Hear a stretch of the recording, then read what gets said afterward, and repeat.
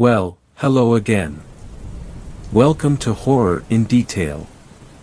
Today we are going to share Wendigo and cryptids encounter stories. First story.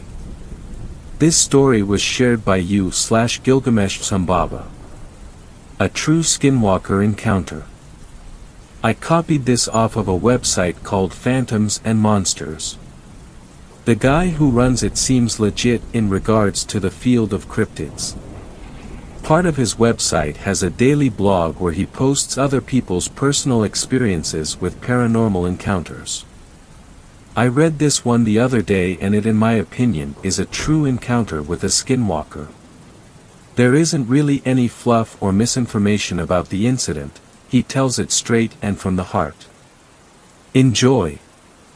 While on vacation in Arizona in 2013, I was visiting family who live on the edge of the Navajo Nation. The town they live in is basically on the border of the reservations and such things. The family in question is my mother's brother and sister. They live together with their spouses in a modest home, but the home is unimportant.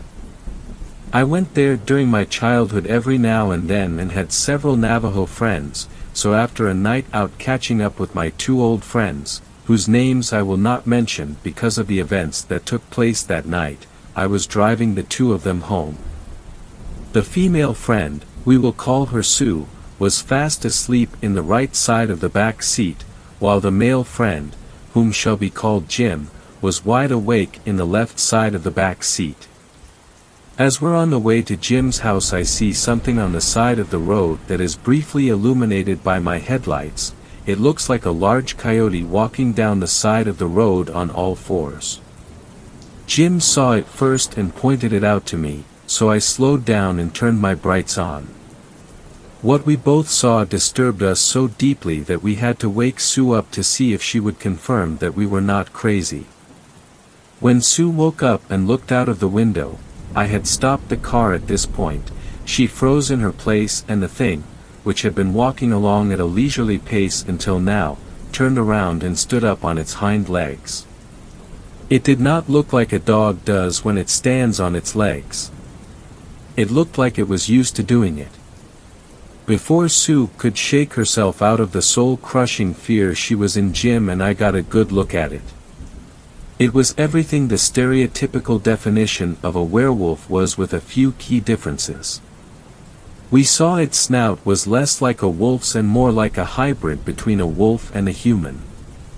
Rounded with a dog's nose slightly protruding out and sharp teeth, and its hands and feet both had claws on them which were seemingly permanently extended, that or it was extremely hostile at the moment it saw us, or rather, her.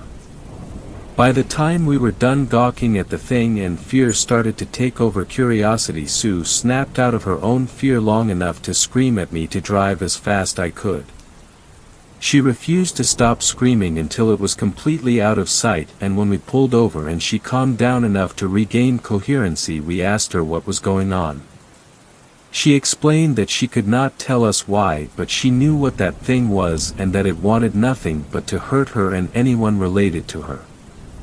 When I dropped her off at her house, I, and Jim as well, felt obligated to walk with her to her door. We asked if she was going to be okay and she said she would tell her dad he was back and he would protect her, like he always did. We just looked at her with concerned looks on our faces and walked back to the car. On the way to Jim's house we saw it again, but it was heading the opposite direction, to Sue's house. We thought it was either another one or the same one which had either gotten lost or visited someone else and was now going to Sue. Deciding that it was our duty as friends to Sue to try and protect her from whatever this thing was, we turned around. But when we did so, the creature reared up once again and looked at us. Then something I will never forget happened. It let loose a deep, guttural roar directed at us. A roar so bestial in nature that it shook us both to our cores. Apparently, we were not the only ones that were shaken, as my car's radio died and the engine shut off. I screamed at the top of my lungs, accompanied by Jim, and fumbled to turn it back on. By the time the creature was halfway to our car, it was walking into the road towards us. I got it back on in time to floor it out of there as fast as possible. When I finally got slowed down enough to not break every speed limit in America, I realized I had passed Jim's house about 3 miles back. I didn't see the creature again that night, although I drove by Sue's house again and everything seemed fine, no broken windows or signs of forced entry, and I haven't seen anything like it since. I don't know what to call it other than a skinwalker, but whatever it was hostile, and it plagued either the local community or one of my friends specifically. I have kept in touch with both Jim and Sue. She refuses to talk about it, and will only say, "Things are fine," when I ask about it. Jim can't get anything out of her either. I'm afraid for her. I'm afraid for everyone in that area. Second story. This story was shared by you/Nolnalai. Illinois Wendigo. This was about 5 to 7 years ago. I'm 20 now. My mother is a vet and we have a vet clinic at the edge of town. Big town, roughly 100,000. However, when I say edge of town, I mean cornfields for 30 miles plus to the west and 5 miles to the north with intermittent forestry in that area. I went with my mother to check on an overnight dog that was recovering extensive treatment. However, there was a small pug 9 to 15 pounds also there overnight, so I offered to take the dog out to do his business and save my mom one more chore. The back of the clinic faces a grass-covered pond/marsh. It dries up from time to time, but the grass is 3 to 4 foot tall. I don't remember if it was late winter or early spring or even early fall, but no snow and grass was tall, so my guess was early fall. The front of the clinic faces /next to a road and other commercial buildings like a Menards and some office. However, the back of the building, like I said, is very undeveloped. There were some leftover cookies in the clinic, so me being a kid grabs one and am munching on it as I wait for Puggy Wuggy to do his thing. I am not super fond of sweets, so I get halfway through the cookie and decided I've had enough. And I remember the night having a vaguely eerie feeling. There are floodlights on the back of the clinic, though so good lighting, and I didn't see anything and brush it off as Midwestern night feeling creepy, not uncommon if you're from the Midwest. I'm sure you can agree, but it was quiet, more so than normally. The pond is full of sounds, frogs, insects most of the time, but like I said, it wasn't summer or spring, so I brushed that off as well. But I had lost interest in my cookie and decide I will throw it into the grass for small critters to have a good snack. So I launched this half cookie into the grass, maybe 15 yards max. I don't have a great arm and it's a half a cookie, so nothing super far away. It lands in a taller thicket of grass towards the east, towards the Menards next door, and from the west, i.e. but fuck nothing land. I hear and see something roughly the size of a deer or person take off as soon as my cookie lands, heading straight for it. I know deer. I live in the country. I am well versed in local wildlife and I know how deer move, but this thing moved like a person, except it was as pale as paper and had no fur at all. I can still see its spine pushing against its skin, no arch to flat to arch like you get with a quadrupedal animal pulling with its front legs, but instead like a ape or person hunched, its spine never straightening, like it was niches over, running in an inhuman way on 2 legs. All I saw was the shiny reflective skin of its back, about 2 feet of it stopping at where the neck or shoulders would have started, and it had no large shoulder blades like a deer or dog or any quadrate, but instead had a narrow chest like a sighthound or deer, but bipedal with ball and socket shoulders. Not to mention, deer don't run to things you threw in the grass. They are skittish. The second that cookie landed, both me and the dog stopped cold. I have never been frozen by fear, but I was then, and we just watched it for 2 to 5 seconds as it ran from one end of the grass to my cookie, where it disappeared, and I heard it run away from me. After getting or investigating the cookie once I couldn't hear, I immediately decided I was going back inside. The dog, however, was fixed and took a small tug of the leash to convince, but that was it. If you know small dogs, they are obnoxious and overly brave, barking at everything they don't know, but this dog never made a peep, and as soon as it realized I wanted to leave was in complete agreeance. I am not one for the paranormal or religion, but this was something I could never explain. I know deer, and this thing was no albino hairless deer, it was something else, and a Wendigo is all I can think of with its emaciated body and pale white skin. I'm starting to think the natives had a reason for their stories. I can still remember that night in perfect detail, and it still raises the hair on my neck. Sorry for the terrible grammar and all the punctuation errors, I just want to get this story out there. Third story. This story was shared by u/bluegrass_m. Potential skinwalker or other cryptid encounter. So this happened a few nights ago on Saturday, August 28, 2021 in BC, Canada. I'm not entirely sure if what I encountered was a skinwalker, but here goes. I live in a small to medium-sized town, not a large city, in a suburban neighborhood that's situated close to the Fraser River. Everything around here is mostly woods, and there's also a large Forest Service road system a few blocks away that goes quite far into the bush. A little bit more about my immediate area around my home. Sorry, it helps to understand where everything is. There is a little park across from my house with a small playground and a paved path that goes about 0.4 kilometers until it meets up with a main road. Down the hill from there, there's a newer housing development area that has a large cleared area, previously bush, and a long gravel path that leads to a meadow and eventually the road. If you walk to the bush at the park across from my house and take a right in the woods, there's a narrow trail that's quite overgrown that pops you out at the start of the hill down to the new development. There's also quite a few trails within that section of bush at the park. About 100 meters away to the right of the hill is another park that connects to the Forest Service road system and endless bush.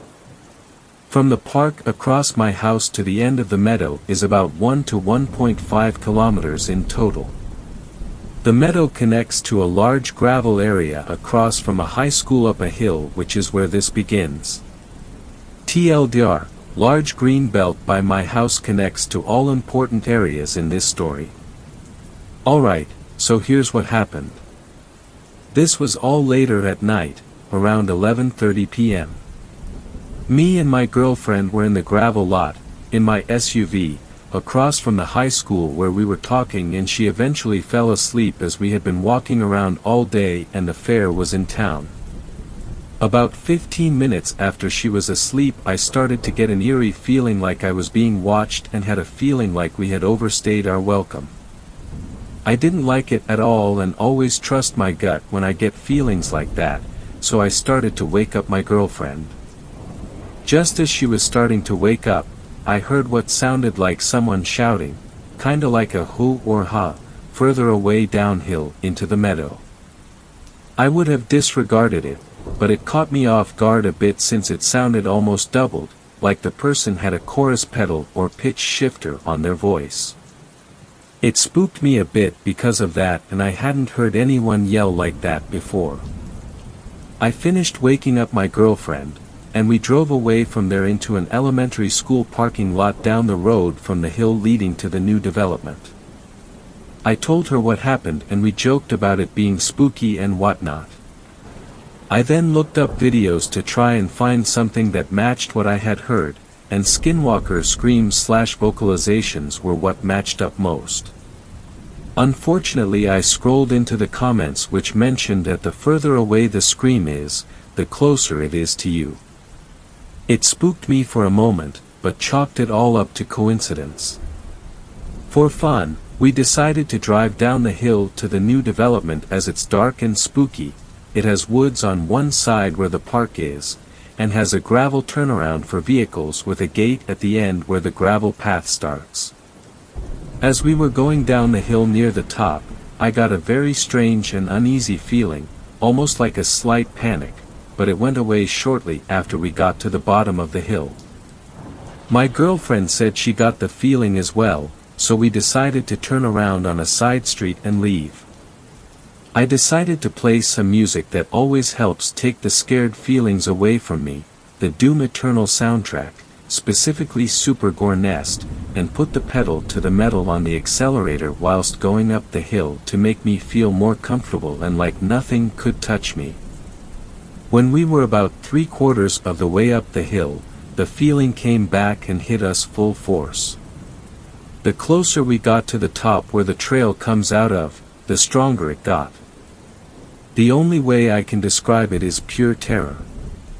It wasn't fear or dread, it was terror. We both had a physical reaction to it. We got intense chills, and we could feel the goosebumps on our skin all over our body. We both started to get choked up and teary-eyed, and I became short of breath for a minute. I must have gone from 60 km/h up the hill, limit is 50, to 80 after cresting the hill, and it felt like if we stopped, we surely would have died. It was the most petrifying experience either of us have had. We didn't even see anything. I've driven past many animals at night, from deer to bear to coyotes, etc., and have been outside walking home alone at night with a bear going through garbage cans at my neighbors' houses. I've dirt biked past a mama bear with cubs and mama moose, and I thought those were scary experiences.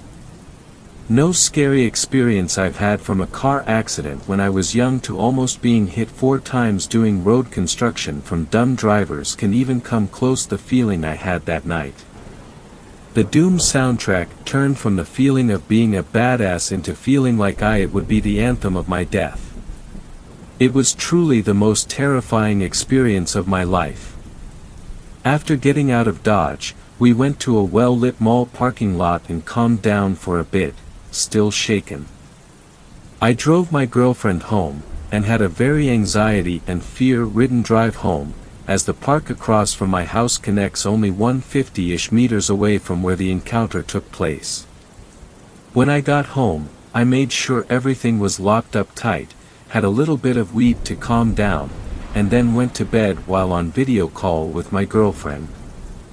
That night around 3:30 to 3:45 a.m., I woke up and had a mild return of the panic feeling for around 5 minutes before falling back asleep. I dreamt of the experience the entire night. The next morning, my girlfriend told me she heard tapping on my window at around 3 a.m., which made me shudder as my window is around 9 feet off the ground. I don't know what to make of the experience, and would appreciate some guidance into what this may have been. I've never liked walking in those woods alone, as I always get a creepy feeling, but I'm definitely not walking to my house alone at night ever again. We're going to go back and drive there at night again to see if it happens again. Not sure if that's a stupid idea, but my curiosity about cryptids and the like has been piqued, and I need to know what's lurking around here. Thanks for reading, and I'd appreciate any help/insight on what it may be. 4th story. This story was shared by you/Nenya92. Dream, Wendigo possessing an old lady.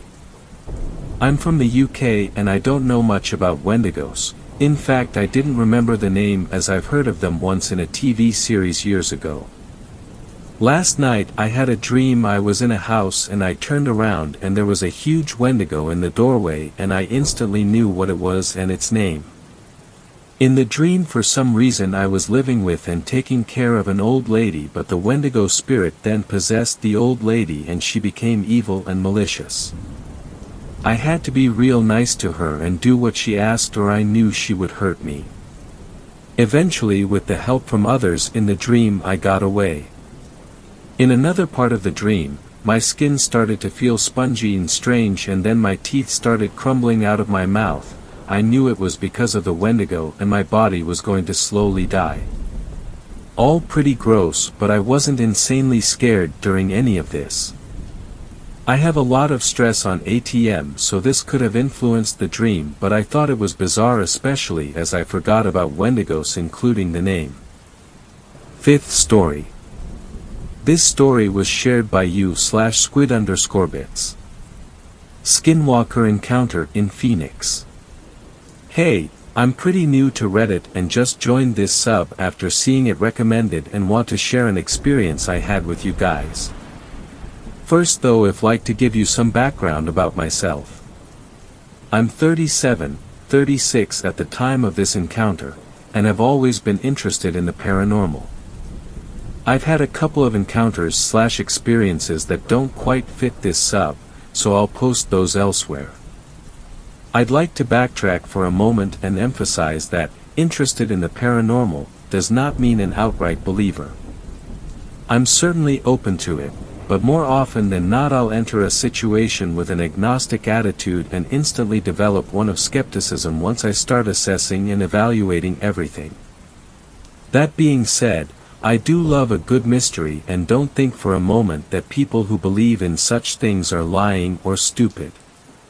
We all have our reasons for believing what we do. I tried sending this in through voicemail to Monsters Among Us a while ago, but I don't think it ever got aired. Anyway, let's get on with it. I was working 1.5 jobs in 2019, the .5 was as an on-call assistant private investigator, and the main one was as a security guard. We mainly did patrols for apartments and a small handful of residential contracts. This particular event took place at 19th Avenue in Camelback, which, if you're from Phoenix, you know is a pretty shady part of town. The apartments I patrolled were just south of there. They were predominantly low-income tenants, half of whom were refugees from all over the globe. The complex was well known in the area for theft, violence, break-ins, drug dealing and so on. I liked patrolling it because I felt like I was helping people who genuinely needed it, and the vast majority of them were very grateful that I was there. I got to know many of them very well, and we would often talk and shoot the breeze before I had to start making my rounds again. One of the people I talked to was a native guy who I won't name for obvious reasons. He was often on his balcony getting drunk and high, things which we were supposed to report, but fuck that, as long as you weren't causing any trouble or making a lot of noise, I'm not saying shit about it, and would usually say hi to me when I arrived on post and we'd talk for a while, then I'd start my shift. Never any real issues with the guy. He liked listening to his music, having a few beers and having a blunt or two. Seemed like a nice guy.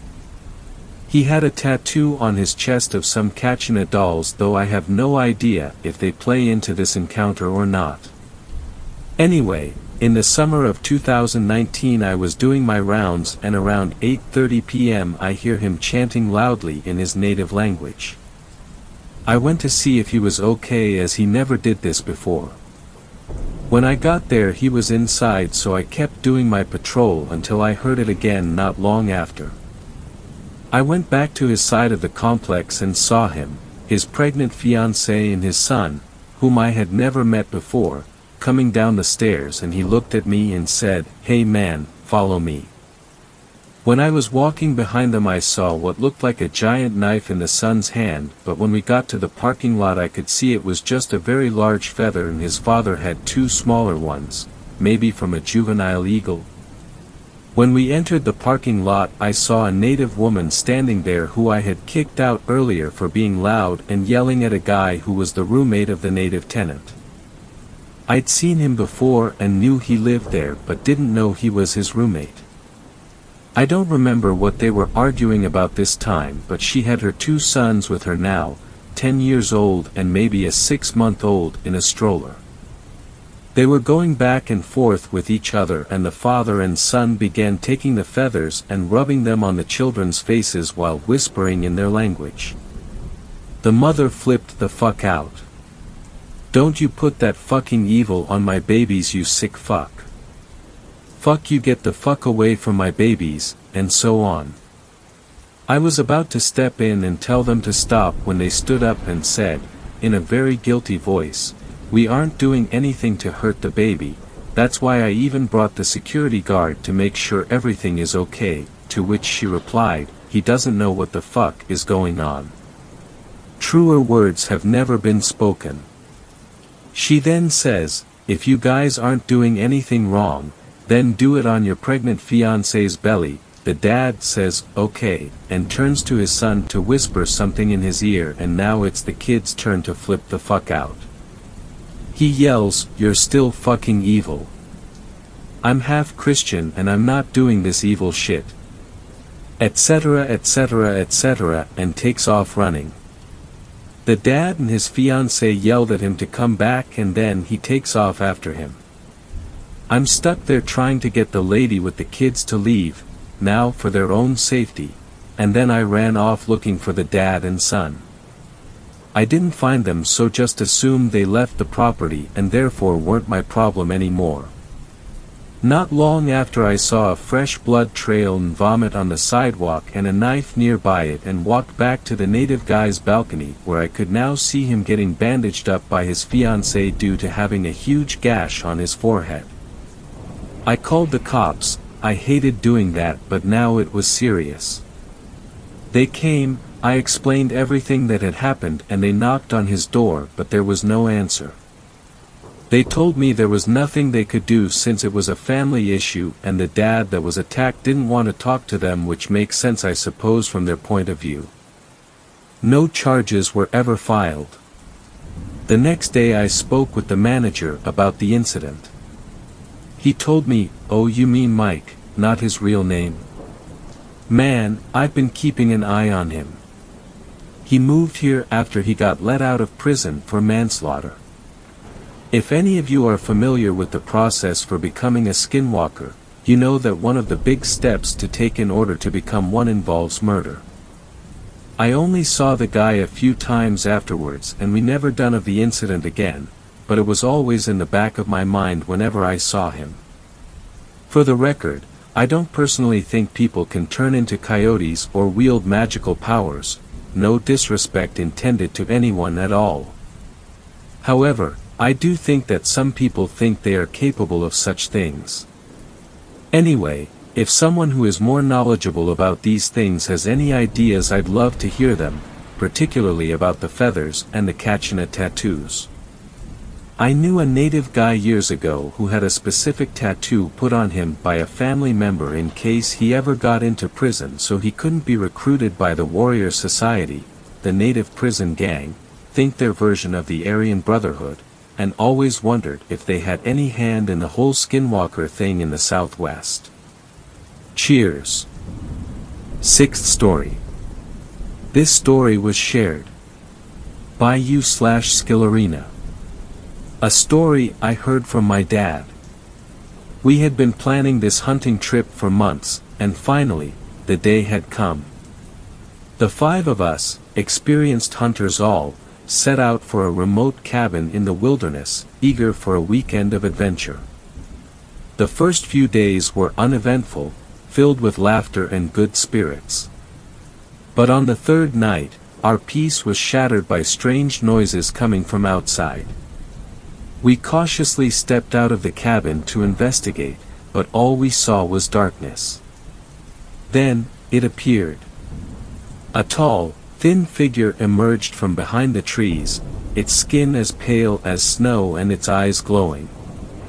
We knew immediately what it was, a Wendigo, a demonic spirit that lived in the wilderness and preyed on humans. We ran back to the cabin and locked ourselves inside, trying to figure out a way to survive the night. The Wendigo continued to stalk us, trying to break through the doors and windows. Its howls echoed through the forest, sending chills down our spines. We huddled together, clutching our weapons, but we were no match for the strength of the Wendigo. It seemed to grow more and more aggressive as the night wore on, and we were sure that it would be our end. But then, just as suddenly as it had appeared, the Wendigo disappeared as the sun started to rise. We emerged from the cabin, shaken but alive. From that day on, we never went back to that remote cabin again. The encounter had left a deep impact on us, and we were forever changed. 7th story. This story was shared by u/L1 Kmataint. My friends and I think we were being hunted by a Wendigo. Whole story takes place on an 8-mile stretch of road in Hamlin, New York. I was 16 years old and went on a fishing trip with my 4 friends. Brian, Mike, Ethan and Joe. The fishing spot was under a bridge 1.5 miles away from any houses. The day started out fun, everybody was excited to go fishing and smoke, and the walk to the spot went well. There were squash fields littering the sides of the main road, so we snagged a few and continued on, also grabbing corn. We get to the spot and fish for a few hours until it was 9:30 p.m. This is where shit pops off. But before I say anything else, I want to recognize that my friend Brian is a descendant of the Navajo tribe and believes in druid stuff. I'm an atheist. We start to hear dogs barking in the distance, like a wild pack of dogs, but the chances of that being a thing are low, so we consider coyotes. We soon realize that coyotes don't bark, they yip, so that's out the window. We're all a little bit paranoid at this point, so we come to the conclusion that walking back the 8 miles and downing a bottle of rum at Brian's house was a good idea. A quarter way back, my friend Brian stops dead in his tracks in the middle of the road. The expression on his face changed from concern to the look of fear. I walked up to him wondering what was up, and he grabbed me by the wrist and pointed my hand out into the fields, and all I could see looking back at me, it was a pair of eyes the size of footballs. Me and Brian agree silently to keep it between us two as to not freak everybody out and end up getting split up, so we just kind of pick up the pace so everybody is forced to follow at our speed. Halfway back to Brian's house we pass a white farmhouse with a cornfield across from it. Next thing I know, it feels like a plane buzzed by and there's about a 40-yard trail crashing through the corn. Oh, and all while this is happening we hear the fucking dogs following us. As we return at Brian's house and pull out the fucking 12 gauge and a bottle of rum and sit on his porch, we are the same dogs from earlier start whining off in the distance like they were upset at us. I then proceeded to have night terrors while drunk at my buddy's house, lol. 8th story. This story was shared by u/Fatisoheitman. According to legend, ways to clear out a Wendigo and deal with it in almost all ways. Alright, let's go with the simple factor. Silver bullets is a claim made by white settlers. Unlike most fakes here, I actually know about the Wendigo and don't have an edgy government file bullshit backstory. Safe test places to hunt would be a plains or fields if you are in a wintry cold region, easy to see a giant that way. Second is, if you say one and need to dismember and burn it, how to kill it. Don't get near it, use the vegetation of the environment to your advantage in order to burn it. Wendigo hunters can make good shit loads of money from natives as well. Another thing is, when in the woods and encounter one, come back and bring more. Wendigos are known for hunting 1 or 2 people and like to. Third, almost always have a car ready to get the hell out of Dodge. Remember, Wendigos can sometimes be found on roadways and follow people back home. According to legend and sightings reports, the best thing to do is lock your doors, windows, and set the alarm if you have one. Wendigos are smarter than most know. Hear the voice of your loved ones or Nibirs. Don't trust it 100%, they can mimic voices. The best thing to do when sighting a Wendigo in an urban environment is not to alert the police, they won't do anything about it. The best thing to do is gather some of your local Nibirs, a care, gas cans filled up, and a lighter or torch. Remember, don't make too much damage, don't want to harm the way people live. Try to drive it out into the grass or a grassy area and draw it a bit far away from the town or city you can rarely find one in. Another thing to watch out for is when checking your car in a remote winter-like area, make sure you got something which can pierce it as a means to distract it. Remember as well, Wendigos are the experts, they are quicker and taller than humans, which is why being in a group is important when dealing with the spirit of lonely places or Wendigo. winter cannibal, etc. Odds are you won't see one up close unless it wants to kill you as food and you are in its land it has claimed. If somebody claims to have heard of a Wendigo or killed it, use information you know as fact and get as much of the story you can out of them. Don't just go hunting one based on grandma saying, "I saw a Wendigo over there." Also, you can find Wendigos in semi-desert areas and plains, even usually up north. And remember, watch out for it at night. Best times to hunt them, but worst time to see them. Exactly why they are mostly spotted at night. Ninth story. This story was shared by you/Anadextrous. Wendigo theory. I have a Wendigo theory. I believe Wendigos will continue to flourish in darkness and serve as a representation of something much more disturbing here on Earth, even beneath the most velvety tree lines. They are cannibalistic, they embellish their bodies with their carnage, and their inventor chilled the bones of the most notorious Lovecraft. Their primal nature is eerily relatable, and black woods are their homes, a setting serving as one of the more unsettling ones, perfectly ambiguous with shadows of all shapes. Black souls are their games and human flesh is their drug. Is this not like a growing trend among young people? Think about it. Man-eat-man world, and increasingly to the point of ludicrous and foul intent swarming communities. It's cool in a sense where this empowerment can be channeled into more ideally positive things like environmental protection, exploitation of truth, harsh realities where we discover transformation is pain and then grow henceforth, beauty can be deranged, symbols of little things here and there, to remember to stay safe and aware in unknown places. List goes on. I think it's interesting how as we are evolving into such an esoteric time where things like art and science are bed buddies and almost anything now goes, from 18th century styles to Gaga. It's so savage. 10th story. This story was shared by you/Sir Robin Hood. Something appeared in the woods. An ex-girlfriend of mine used to live on this small, rural island in Minnesota called Gray Cloud Island. At one point, the island had had the highest concentration of Indian burial mounds in the county. There is a lot of history there, and it at one time was considered sacred. I'm sure you all know how that went. At any rate, across the street from my ex's mailbox was a long, overgrown gravel driveway blocked off by a rusty chain. On one of our late evening jaunts, we decided to step over the chain and make our way down this driveway, which was a good quarter of a mile long, if not more. The driveway opened up into a small clearing of sorts, in the center of which was all that remained of a home's foundation, then little more than a rectangular patch of concrete. The trees which ringed the clearing were sparse in some places, thicker in others, but even so, we could see a lot of the ground beyond the clearing, grassy, humped ground. Trees.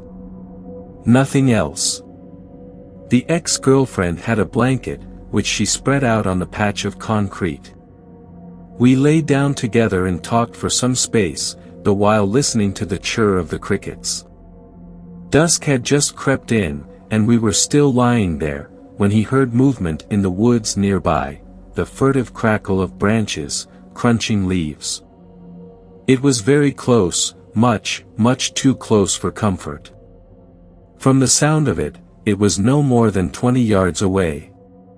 Surely we would have heard its approach from a ways off. After all, sound has a tendency to carry in the woods.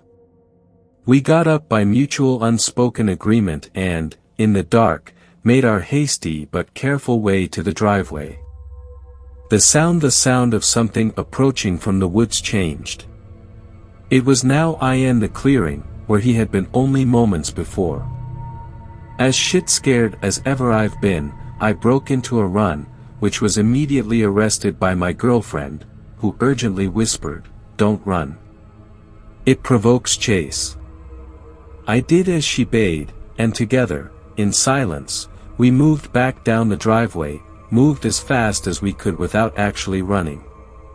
By the time we got to the street, the sounds were gone. What do you think that was? I asked her. I don't want to talk about it, she said, stone-faced. She was 100% Native American. I knew she knew more than she let on, but regardless of how much I pried, she never told me what it was. To this day, I wonder. Thanks a lot for watching the video till the end. Subscribe to our channel Horror in Detail. Drop your opinions/suggestions in the comments section, and like the video as it helps with the YouTube algorithm.